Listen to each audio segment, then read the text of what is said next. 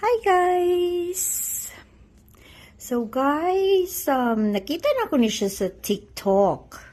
So, I figured mag-video ko para hindi yung uban, maka-DIY o maka-recycle pata o atong empty toilet rolls or paper towels. So, there you go. Muna siya akong curtain. Kanang kurtina nga nagtapok lang na siya din ha. Nga bati kita nawon. So, tanawon na to, no? Nakita na ko siya sa TikTok. Nice man siya. Kay murag epektibo man. So, testingan na to. Bas hindi eh. Let's see. So, mauni siya ang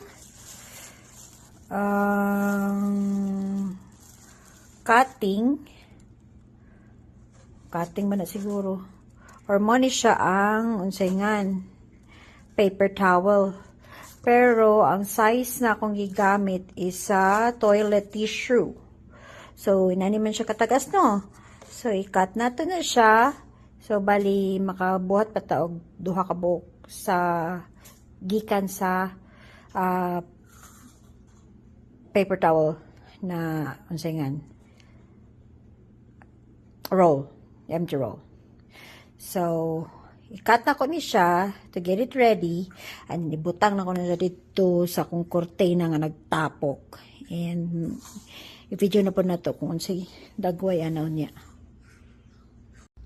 So, nataod na nato ang empty toilet rolls na atong gi-recycle.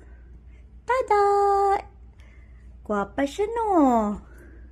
Naara. So, muna siyang resulta sa kurtina ni Maninay. See? Para siya yung mga gaps. Gaps? Ipares ganina nga nagtapok lang siya nga perteng mauta. So, mura to. Share lang na ako.